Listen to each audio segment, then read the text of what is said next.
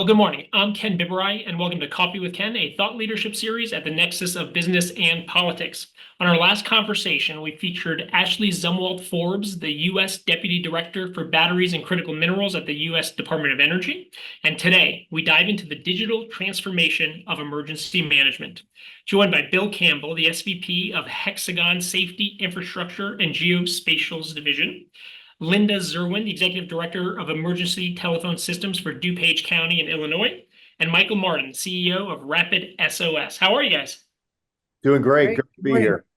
Well, this is one of those unique situations where you all know each other and have spent time collaborating, innovating, and working together. So thanks for letting me crash the party and giving us the chance to kind of share some of the insights that you all have. So, Linda, I think it'd be great to start with you. And, I was telling you before we came on, I was reading an article recently in USA Today, and it was kind of like, it's kind of an emergency for emergency management. Like, what does that mean? Like, what is the state of our emergency management system in the United States? What is the state of our And, emergency? and no pressure to, in 2 minutes, right? Like, Sure.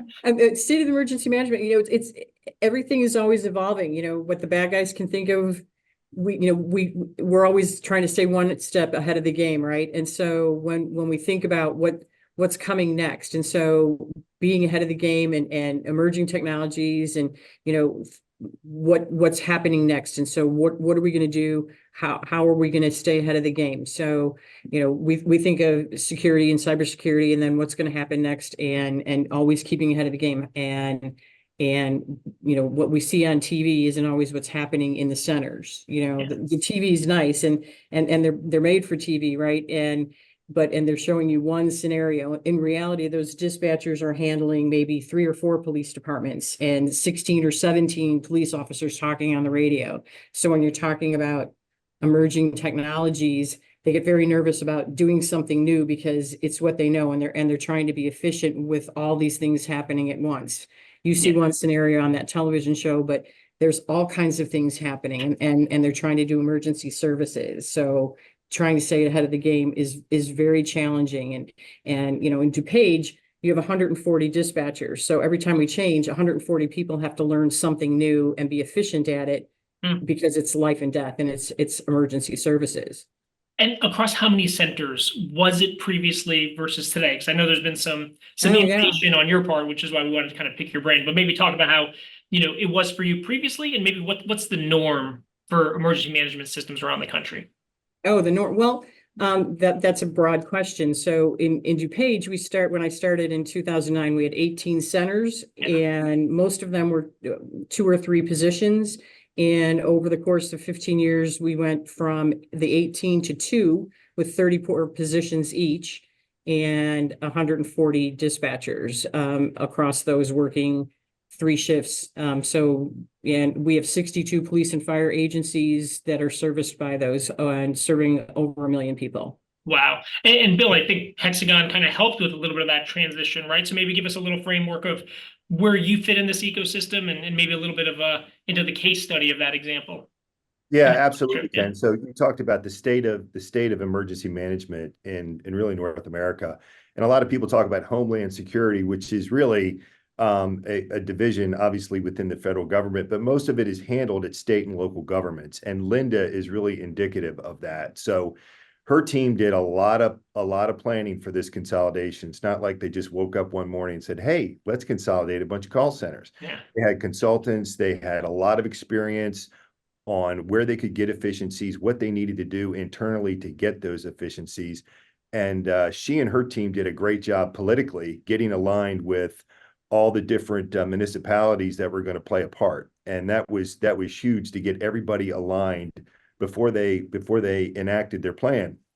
So we were brought in after their RFP was written and responded to it, and they did a lot of due diligence on the potential vendors. But the biggest thing was interoperability between the different agencies and our ability to provide the technology to provide interoperability, so the agencies could communicate and we could do the configuration needed that those agencies wanted. And that configuration piece is a really big component, because in the look and the feel has to be very similar to what they're using today with modern underlying technology.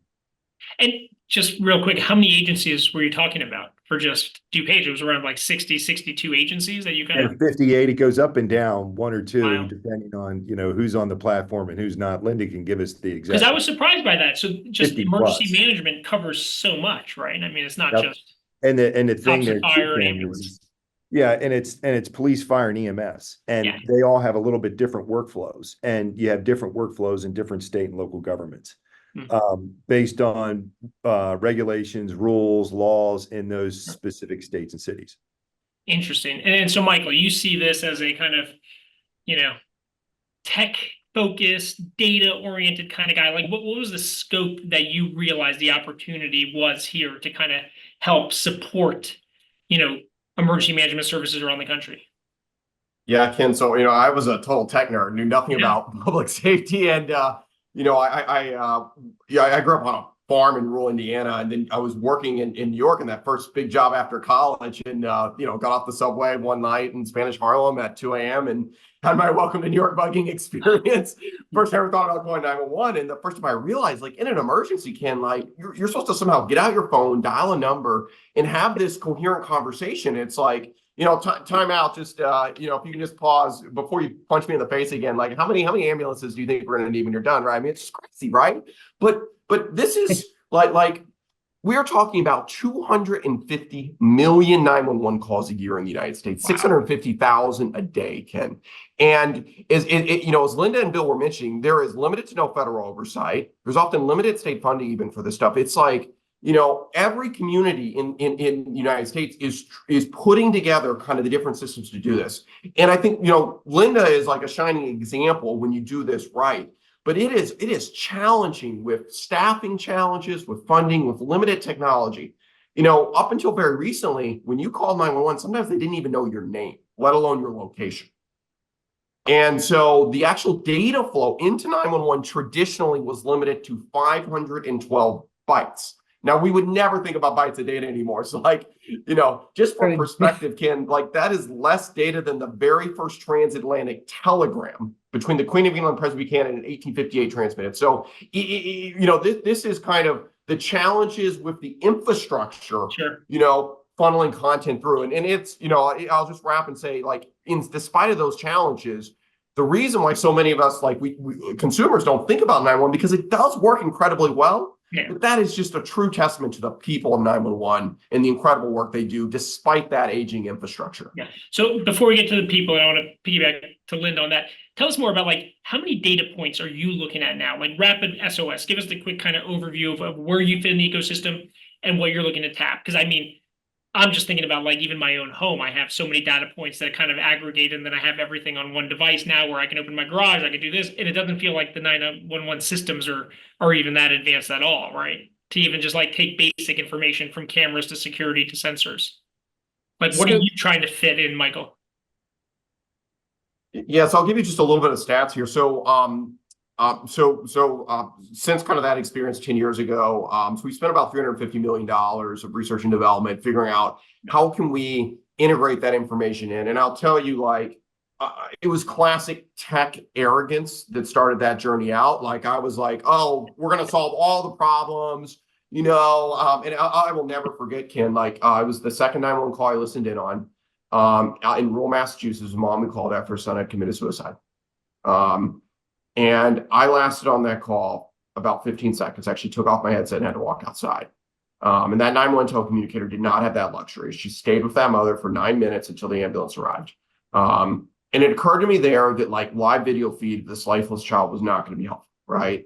So figuring out, like, how do we take technology and information and structure it and make it useful and supportive has been a 10-year journey in partnership with public safety. So today, there's 21,000 agencies, about 750,000 users, public safety professionals that have really helped use Rapid SOS State and help shape that platform. And I think what one of the things that we learned was critical is you can't just throw some new, I mean, this is seconds matter. I mean, you can't just throw some new system, some new user interface. You've got to learn all this sorts of stuff. So we have to figure out, one, how we structure that data in a way that's helpful and not distracting. We'll probably talk about the potential opportunity of AI in that. And then secondly is the role of technology providers like Hexagon that are really like that operating system at that 911 agency, right? So we've got to funnel information in seamlessly into those systems. So it's been a real journey, and it's really been, I think, a testament of the power of partnership between public safety expertise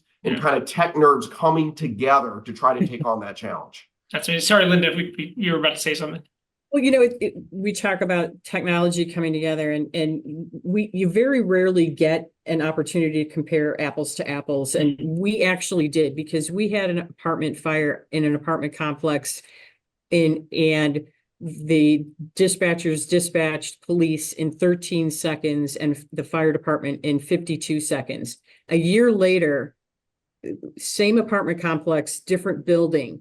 1 year later, the efficiencies gained with the system and being able to integrate new technologies, police in 9 seconds, fire in 15.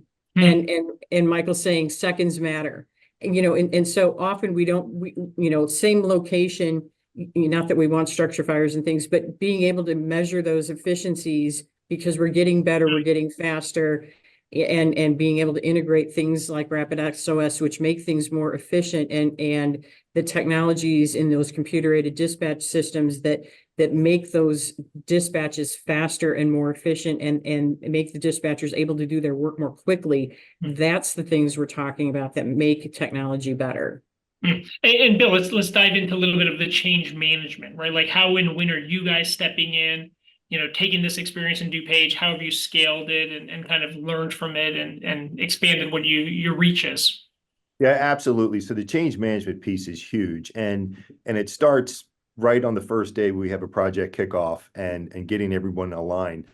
The huge piece of the change management is training, and for 911 centers that is difficult to do because there's not a lot of slack in terms of the personnel. So getting folks in a training environment for an extended period of time, and I mean 2 or 3 days, is a lot. Yeah, a 911 center. They do not have the luxury to send people to training once a year, a week at a time, but they figure out a way to do it. So our understanding of those pressures and how you need to get a lot of folks trained quickly is absolutely important, and a critical success factor to the overall project, and the rollout. So our understanding of that is absolutely critical. We hire folks from the industry to do that. So they were call takers, they were dispatchers, they've been in public safety pretty much their entire professional lives. So putting them on the ground with the DuPage County, working hand in hand with them when they're doing the training, provides a lot of benefits. Where we don't have that and training gets accelerated, abbreviated, for whatever reason, we've got to stay on the ground a lot more with the customer for the cutover and what we call a tail after cutover to make sure we have the right support. Interesting. So we've talked a little bit, Michael and Bill, about talent, right? Like Linda, talk about the folks who are working in these centers, the stress, the anxiety, the pressures on them. I mean, with recruitment, retention, what does that kind of talent infrastructure look like around the country? Linda, did you want to go ahead, Linda? You live it every day. I watch it over your shoulder, so please go ahead. I was going to say, we see a lot of poaching, in our area, we're seeing signing bonuses now, hire on to sign if you make through probation, if you're here for 2 years, just like you're seeing in law enforcement now.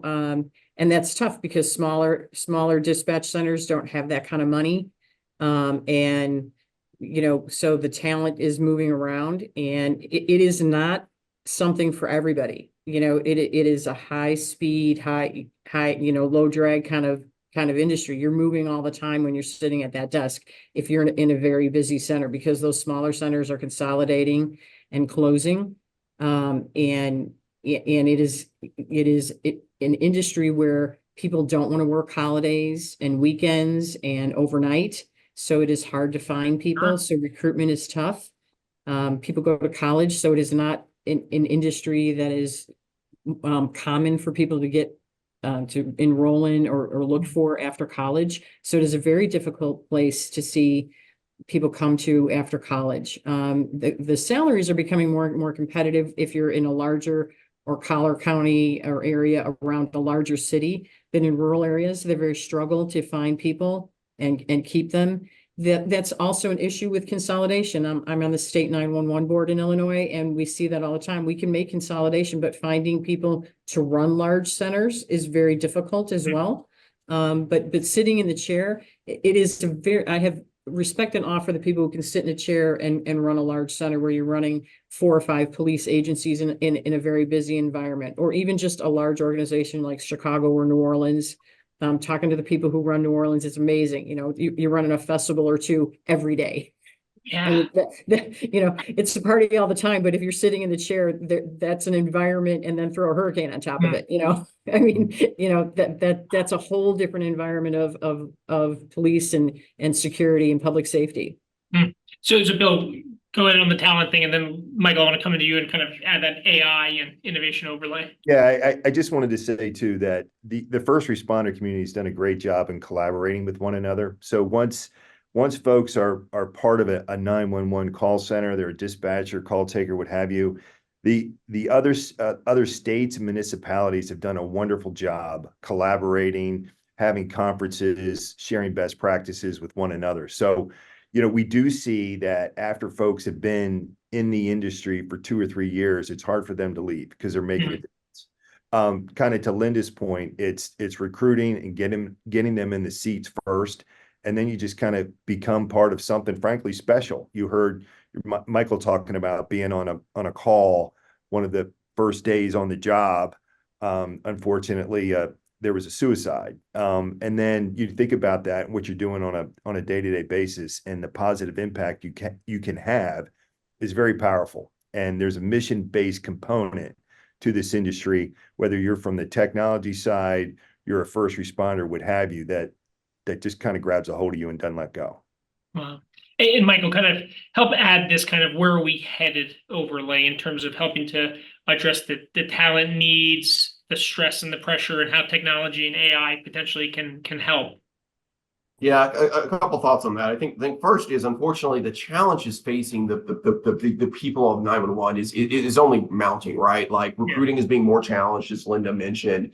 There's more and more demands and expectations from citizens. I mean, we watch these TV shows and we're like, what do you mean? Aren't you seeing the live stream? You know, there's this kind of false expectation between like what we experience in our consumer technology lives and what we see on TV, and like what actually is available, right, in those capability sets. So, and then you layer on top of that funding continues to be a challenge. You know, there's limited to no federal funding. I think for the last decade, there's been like a funding bill stalled in Congress to fund 911. So this is, you know, small towns in America, like local communities trying to piece together, you know, the funding for all this sort of stuff. So in light of those growing challenges, and I should also mention rising call volumes. July 4, 2024 was the single busiest day in the history of 911, at least since Rapid SOS has tracked the data. We peaked at about 687 transactions per second, which was around 10 p.m. Eastern time. So what we're seeing is just rising volumes,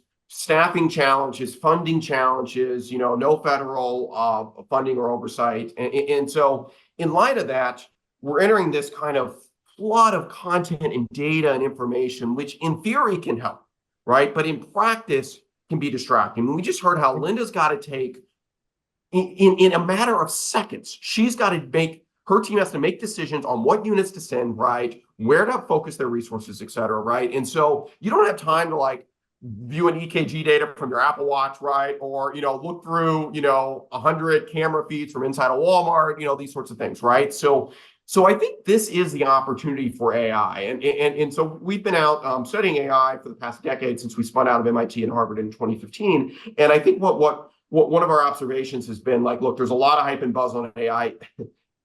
AI is never replacing the human dimension, the professionalism, the expertise, the ingenuity of 911 telecommunicators and first responders. It's just extraordinary.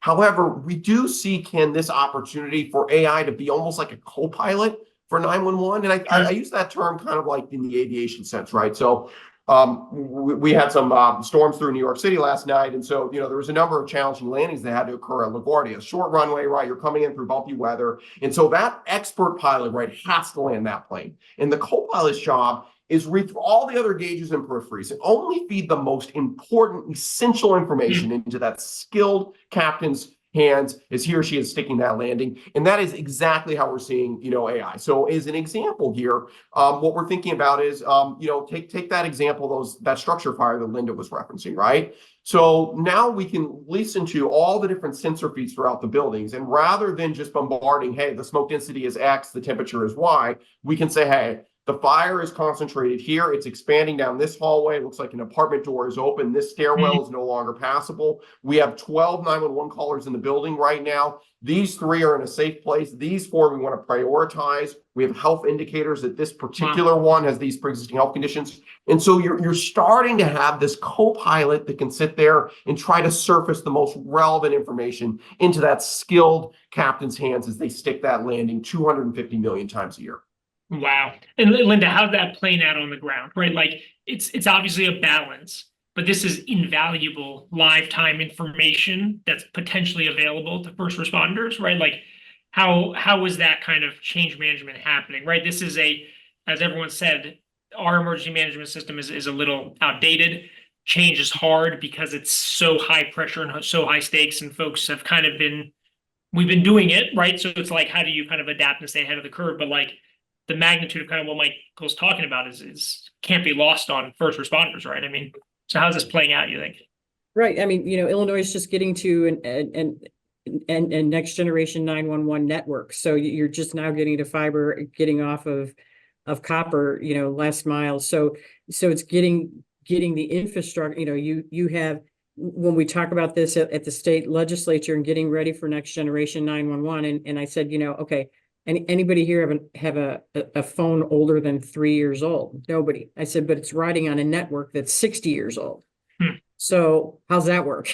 Yeah. So it's to Michael's point, federal funding and keeping up with that, and the balance of, any corporation will tell you that public safety is the pro bono work. It's the least profitable because it's the hardest to support, and we're always behind trying to make that work. And how do you get that to work? And you're right, on the frontline part, there's a ton of information, and how do you sort through it? The dispatcher sitting in that chair, and there's all these pop-ups, but you're working with, you could be working with 10 to 17 officers. So whose information is popping up, and how do you get that to that officer?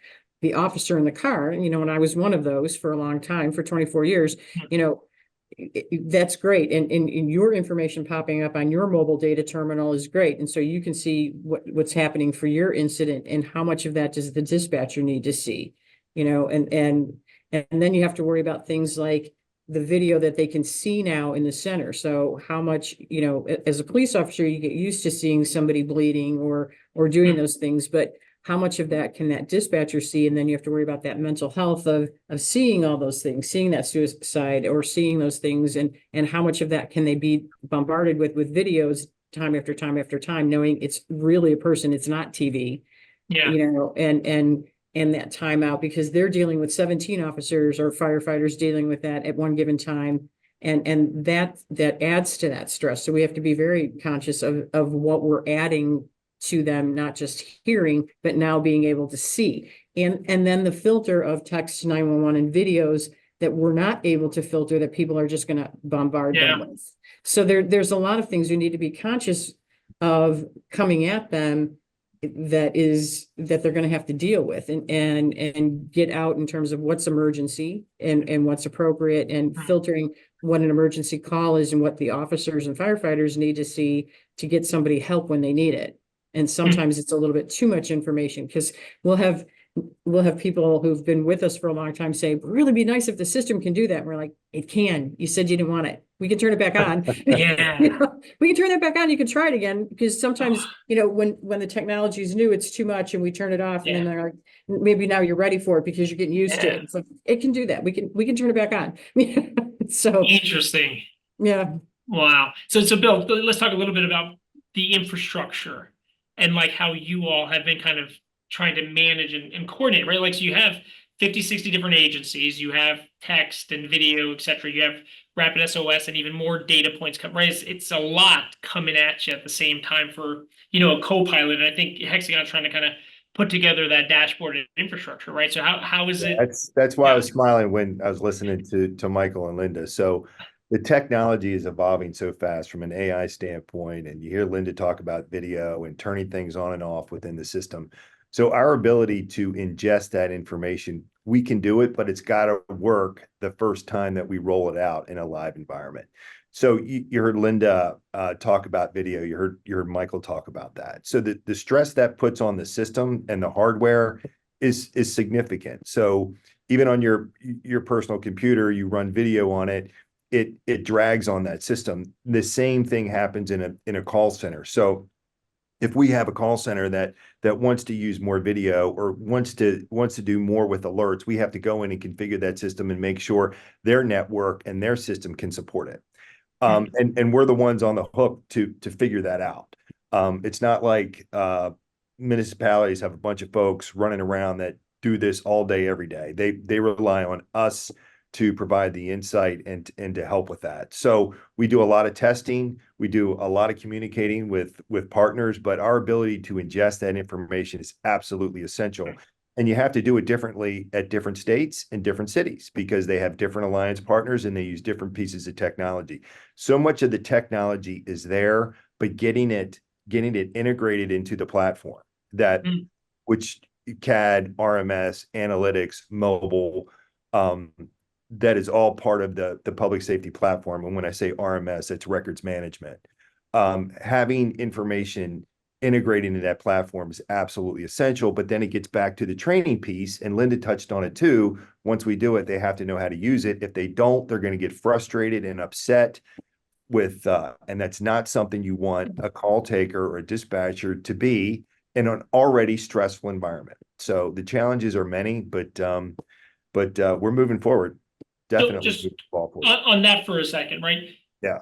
Folks don't have to live exactly where these emergencies happen anymore, right? So talk a little bit about the geography of jobs and talent and that coupled with, to your point, the infrastructure at every locality is different, unfortunately, right? Yeah. So there's some state and local agencies that have done a great job, and really COVID drove some of this. Yeah. Where folks were working from home, and some of the municipalities did a really good job in putting together what's almost like a power pack. They would send to somebody at their house so they can get set up and have the proper amount of bandwidth from their house to communicate to whether it's take calls and dispatch. And we had, one scenario where we had a client in the Pacific Northwest, and we had dispatchers in North Carolina.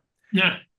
But it worked for them because, so much of this is tied together. You heard Linda talk about the pressure and Michael talk about the pressure of hiring new dispatchers, new call takers to work in a 911 environment. Well, if we can offer them flexibility and you can do that through technology improvements, that's a win for everybody.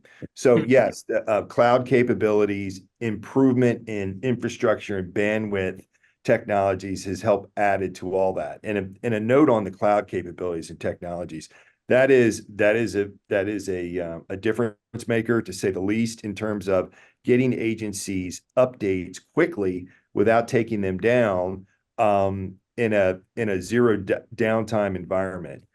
Typically in the past, an upgrade would occur every 12 to 18, 24 months. Now we can do upgrades a lot more efficiently in a cloud-based environment. Michael, let's talk a little bit about your journey at Rapid SOS, right? So you develop this thesis, you start developing the company. Like, do you develop a sense of like, wow, this is a great business, there's lots there? Or is it like you're hitting your head against the wall because it's just like too daunting? Like, how has it been in practice for you? I mean, do you feel validated that this is what you should be spending your time on? Are you, feeling roadblocks? Like, where are you kind of in the mental CEO cycle of the company? Yeah, so had that experience in December 2012 in Spanish Harlem, and Uber had just come out, and you could press a button and get a car service. It's just like, why can't I just press a button and get police, fire, EMS? Obviously, in hindsight, that was an extremely naive thought. But from there started cold calling 911 centers. And so I had a rule that I had to talk to 20 911 agencies per week. And amazingly, this has just been the most amazing journey, Ken, because the way that public safety has leaned into this journey with Rapid SOS, I just had no idea to expect. So, time and time again, I mean, you can't imagine Linda's schedule, right? Like finding time between everything else she has to go on. And yet somehow Linda, folks like Linda would find time to fit in this, tech nerd and educate us, right? And so actually so I went away to grad school to work on it. And my co-founder was doing his PhD in nuclear engineering at MIT, which sounds a little nonsensical, but this is mission critical systems that can never fail, often on legacy infrastructure. So that summer, actually, borrowed my dad's car and drove 1,500 miles, met with several hundred 911 centers everywhere along the way, headed from Boston to the National 911 Conference, which was in Tennessee that year. And just the most incredible journey of just learning and this leaned in partnership. So, fast forward 10 years and, $350 million later, it's now out deployed in 21,000 state and local agencies in 6 countries. Last year, we supported 171 million emergencies with 3.3 billion data payloads. And the most extraordinary thing about this, Ken, is the stories that 911 centers send into us. I actually keep with me here at my desk, a stack of books. This is from a couple years ago, but this is from March of 2022. So every page here was a story that came in from a 911 center of some sort of life that was saved. And I mean, it's just, until you've listened to some of these, calls, it is just extraordinary the work that 911 does. I was just reviewing some of this footage from the Covenant School shooting in Nashville, Tennessee. I grew up not far from there. And just the work that 911 and first responders did in an extremely chaotic situation, running into the firefight and neutralizing this gunman. It's just amazing what this community of people do. So what an incredible journey to be a tech nerd and to get to kind of experience and live all this. When we were chatting briefly, I was telling you a story on how when I was in New York and ran for city council on the west side, we were in Riverside Park, and somebody I was meeting with was complaining that anytime you called 911 in Riverside Park on the Upper West Side, you would get the New Jersey 911 system. Talk a little bit about the technology helping situations like that, but also that little bit about the story around law enforcement as kind of a constituent of these services, right? I think we always think about the kind of person making the call, but really part of the constituency are the people who are the first responders who need to get out there and need the best information in the fastest amount of time to do what they got to do, right? Yeah, it's so in those early days, you have to just constantly be learning and partnering up. And I think you talked about even doing a ride along. Like we were trying to do as many sit alongs and ride alongs as possible. So actually, initially, until my co-founder and I, when we spun out of Boston, we came down to New York to start building Rapid SOS. We thought one of us needed to always be in the office because it was just so much we had to learn. And we knew we would get lazy and we wouldn't do that. So we actually rented a studio apartment, one studio apartment with one bed that we shared, because no matter what, unless we're going to cuddle at night, that will force one of us to be in the office. Back then, we were very small, not well funded, trying to figure this out. So we were working with NYPD and exactly that problem, right? Where people would call 911 on the West Side Highway and would hit a cell tower in New Jersey, would route to a different state, right? I mean, this is crazy, but this is how 911 works. And so some of our early prototype technology would help address that challenge. So, one of the things I appreciate about public safety is there's no room for it, right? So there's often a healthy skepticism that comes into new technologies, right? In normal consumer applications, think about how often you have to restart your PC or restart, close an app and restart it.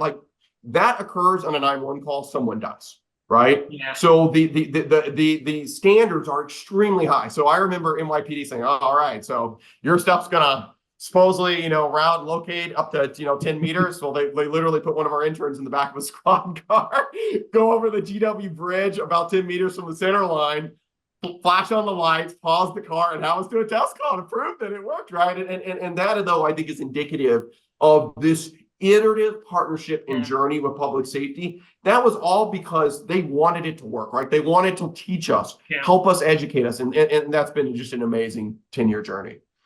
So Linda, how does 911 work, right? We've talked about lack of federal support in state, right? Is it really funding from telephone dollars, right? How do most of these systems actually get funded and exist? Yeah. So, just to dovetail off of Michael's point, part of the consolidation was, in 2009, maybe one or two people had cell phones in the room, right? And now, Yeah. I mean, I bet you each of us have at least two, right? And then a lot of things in your office have the capability to dial 911, your computer, Wi-Fi, things like that. So one of the things consolidation did for us was we couldn't, to Michael's point, divvy up our cellular calls to route properly to those 18 centers. And so consolidation helped us route those calls. And through consolidation, we eliminated around 300,000 transfers within our own system, Wow. getting the calls to the right place. And so a cell tower, there's two ways call when you dial 911. If you still have a hard line telephone, if you still have a phone in your house that we call a wireline phone, that's a hard line phone. You dial 911, it goes directly routed to a center, a 911 center. If you have a cellular call, it hits off a cellular tower. This is where Michael comes into play, right? And his technology makes it better, so much better. We love him for that. And that's that 10 meters. But the cell tower is divided into three little pie sections, and that cone goes out and it looks for the signal, and whatever cell provider kind of routes it to the closest 911 center. Well, it's a pie, so it's never going to be perfect, and things overlap, right? Because you have highways that are covered by state police, and you have county sheriffs, and you have fire departments that cover their fire protection districts, so they cover the highway and they cover agency areas. So there's always going to be you're never going to 100% eliminate the call not going to the right place, but we get really close. And with Michael's technology and things like that, it gets so much better because you can route it, and there's all kinds of technology in the background that we're constantly working with. And when somebody calls and it's not 100% correct, we look at those maps, and there's technology called customer premise equipment. When you dial 911, it tells us which fire department, which emergency services, ambulances, and which police department we should be sending. And we look at that, and if it doesn't come up correctly, we look at that and we work with our surrounding agencies and our technology and our telephone providers to say, how can we do that better? So there's a whole team of people behind that dispatcher going, what happened here? And is there a way to make that map better, that mapping better?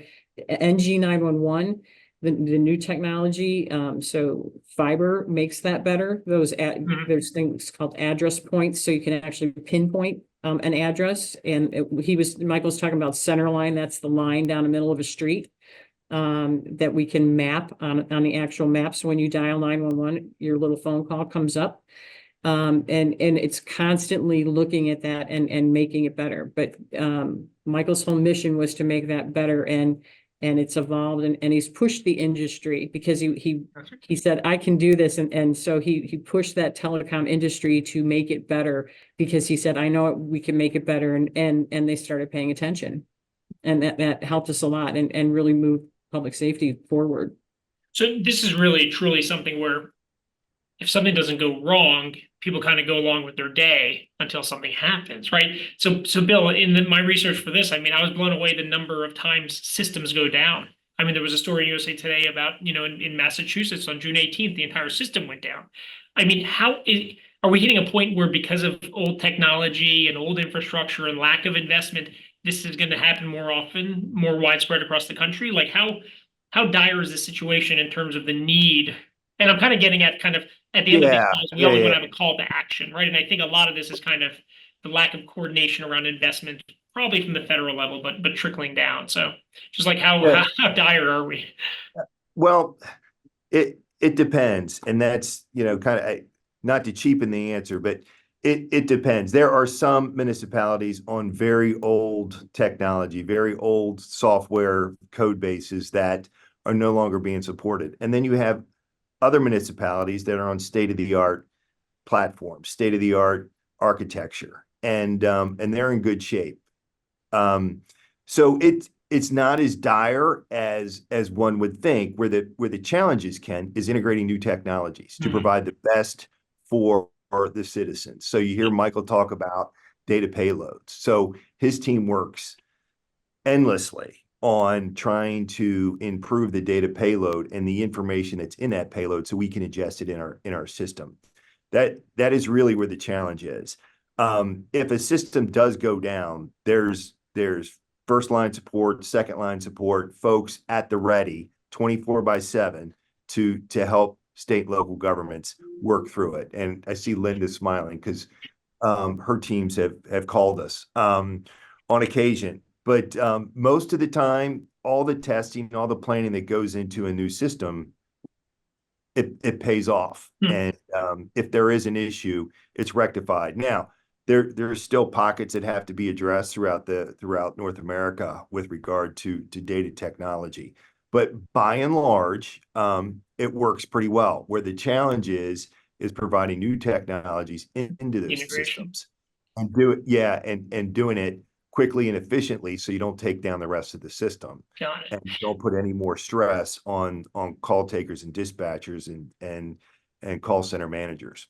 That's where the real challenge is. And a lot of people, you hear Linda talk about folks might have 2 or 3 phones now. And you use great routing applications, Google Maps, Microsoft's navigation system, and it's updated quickly. Well, it doesn't update that quickly in a public safety platform. In a call center, it's got to be tested and configured into that platform. Interesting. Okay, well, we're going to wind down, but I just want to do a couple more quick questions. So Michael, we're 5-10 years from now, is our emergency management system still reactive, or are we going to get to the point to kind of have predictive prevention and kind of responses based on just the magnitude of data that it appears is actually available and kind of coming into systems?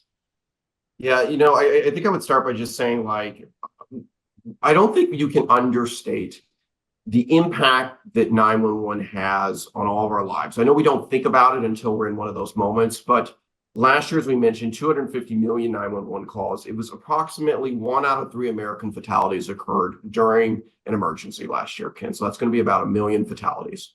So leading cause of death in the United States is obviously out-of-hospital cardiac arrest, 359,000 fatalities last year. Every minute you save on response time is a 7 to 10% reduction in mortality rate. So when Linda talks about going from 55 seconds to 13 seconds, that is massively impactful, right? If you can scale what she's done across all those 21,000 agencies that I talked about around across the United States, the impact on human life is profound. And I do think this should be a call to action for all of us, right?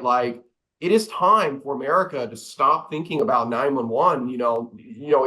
It should be part of our core DNA of how we think about our national defense, our homeland security. I mean, gosh, we just saw it recently. It wasn't even an attack. It was just a software update from a major cybersecurity firm, but that also impacted 911 agencies across the United States, right? It is time for us to really lean in as a nation in supporting the incredible work the 911 first responders are doing every single day in our local communities, right? Nights, weekends, through holidays. We mentioned July 4th, when all of us were out barbecuing and on boats or whatever else. It was the single busiest day in the history of 911. Now, I think the good news to your question is we are entering an unprecedented moment for that fusion of people and technology. And so if you go back, it used to be, right, every one of those 250 million incidents existed based in an analog silo. And when it's in an analog silo, you can't really identify patterns and trends from it and learn from it. It becomes challenging. So part of our grad school work was to actually look at how can we look at road conditions, weather, event data, traffic flow patterns, all these different variables around us to say, can we actually start to potentially predict and prevent some of these incidents? We did run some predictive modeling on this year's July 4th traffic, and it was quite remarkable. On a minute-by-minute basis on national 911 call volume, we saw what's called a Spearman correlation of 0.97, which basically indicates incredible predictability, at least at large volume. And we've started to look at variables that drive that. So some of that grad school research indicated how, for example, snowfall causes heart attacks. And it's not randomly distributed, right, Ken? We can actually see at certain census tracts with older populations, people that are out, maybe not normally doing intense physical exertion that have to in that moment now. And all of a sudden, you're seeing those sorts of things spike. So I do think we're in an extraordinary moment, but I also think we as a nation have a call to action here to pull the weight of this nation behind these local first responders so that we meet this moment. Unbelievable. Linda, I want to give you the last word, maybe as a kind of I'm sitting here in DC. We have a lot of DC folks that kind of tune in. What's the kind of call to action at the federal level? Because I do agree with everything that Michael was saying. I mean, this has been such an insightful conversation. Like, what do you need? What do we need? You can wave a wand and get DC's attention. What would it be? I think that is kind of that in a nutshell. That I think it's great that we're finally recognizing telecommunicators as first responders. That they're the first point of contact for anybody in an emergency, and that we do need to support the infrastructure, not only the technical infrastructure and across the board, and look at those efficiencies, but protect the infrastructure. There's a lot we can do. There's a lot of technology, but the primary mission is 911. So all of the cool things that are coming out, that, you know, the license plate readers and all of those things, they're all good, and, you know, they're all important, but they have to be secondary to the primary mission. So the network has to be closed so that nothing disturbs that dial 911 and dispatch to the emergency.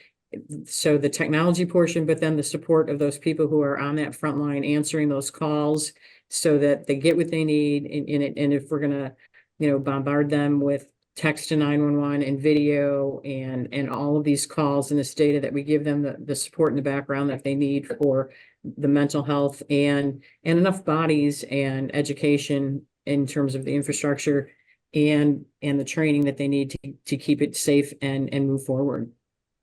This has been an incredibly insightful conversation. I appreciate all three of you, Bill, Linda, Michael, for joining. Thank you to everybody for watching. You can always catch up on upcoming episodes and watch past ones on coffeewithken.com. And this is clearly an incredibly important topic for everybody. So thank you all. I mean, amazing work and super educational.